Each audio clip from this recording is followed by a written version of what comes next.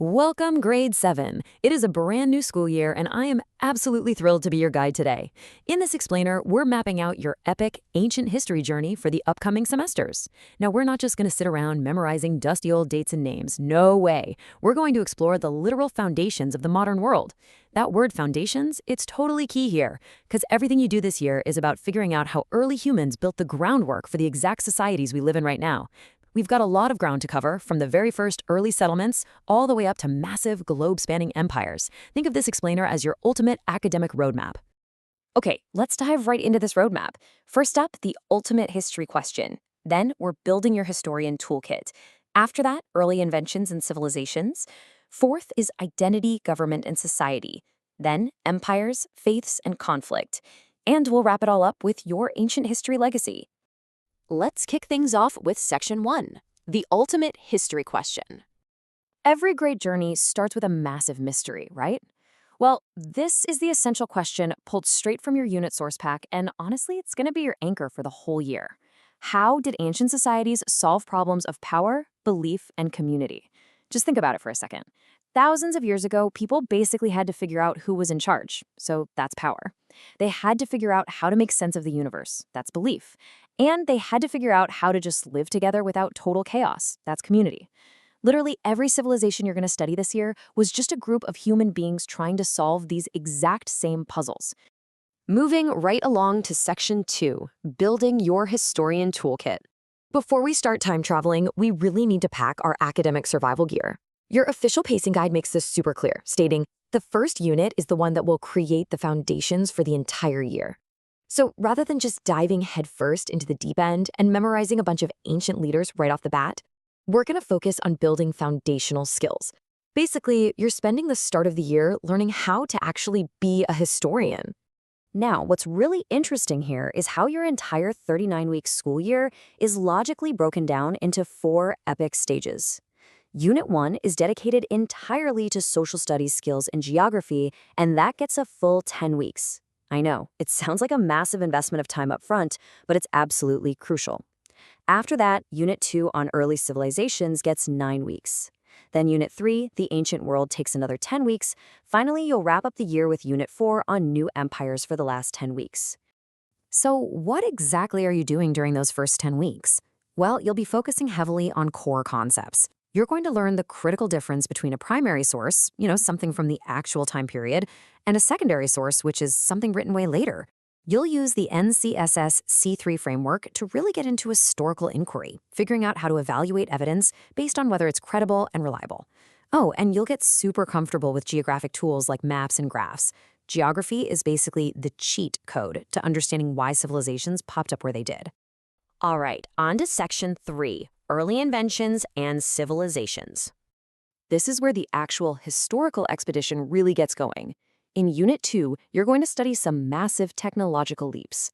For example, you'll look at how the Mesopotamians developed early writing systems, which, let's face it, completely changed the game for how humans communicate and keep records.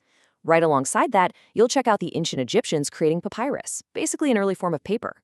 By comparing these huge breakthroughs side by side, you really start to see how early science and technology directly shaped how society functioned. But hey, it wasn't just all about the tech. This 9-week unit also dives into fundamental economic principles. You'll see how early economies were totally shaped by geographic and human factors. And bringing it back to our big question about belief systems, you'll study the ancient Israelites. You'll see how their early scripture profoundly influenced the whole religious landscape of Europe. It's like a giant puzzle, and it is all connected. And that brings us to Section 4, identity, government, and society. Welcome to Unit 3, where the ancient world gets a whole lot more complex. During this era, there's just an absolute explosion of human intellect. As you explore the ancient Greeks, early India, and early China, the innovations just keep piling up. The ancient Chinese created paper. The Greeks took complex writing systems even further. And honestly, this is mind-blowing.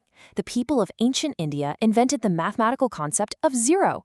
I mean, think about how fundamental the number 0 is to our lives today, from basic math all the way to modern computer coding.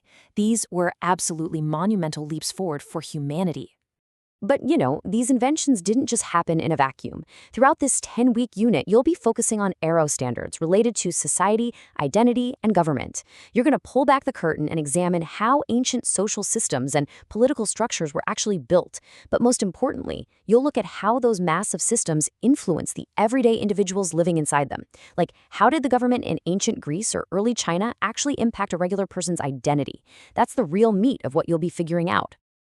Now for Section 5, Empires, Faiths, and Conflict. As we hit that final 10-week stretch of the school year and Unit 4, the sheer scale of development becomes, honestly, staggering. You'll study the mighty rise of Rome, learning how the Romans literally built their empire by inventing concrete and mastering the architectural arch. Then you'll explore the rise of Christianity and how it deeply shaped the religious beliefs of the West. And you'll also dive into Islamic civilization, tracing how Muslims spread the religion of Islam and handed the world another pretty huge mathematical breakthrough, algebra.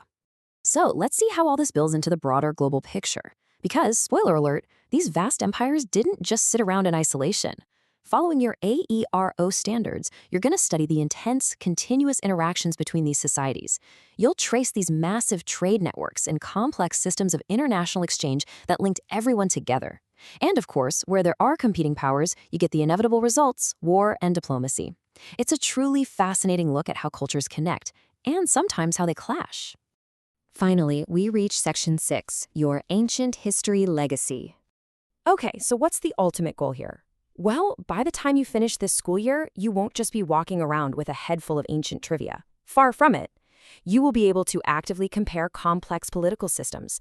You'll be equipped to explain really intricate religious and cultural ideas. You'll be tracing trade routes and the spread of technology like a pro. And you'll be able to truly evaluate the lasting historical legacy of all these civilizations. Plus, all of this is backed up by Common Core standards, which means you're going to be vastly improving your evidence-based reading and writing skills along the way. Talk about a win-win. As we wrap up this explainer, I want to leave you with one final provocative thought. Over this next year, as you're evaluating the massive, world-changing legacies left behind by the Mesopotamians, the Egyptians, the Greeks, the Romans, and so many others, I want you to take a moment and look around you today. What historical legacy will your society leave behind for the historians of the future to study? I want you to keep that exact question in the back of your mind as you embark on this incredible journey. Have an absolutely fantastic school year, grade 7, and most importantly, enjoy the adventure.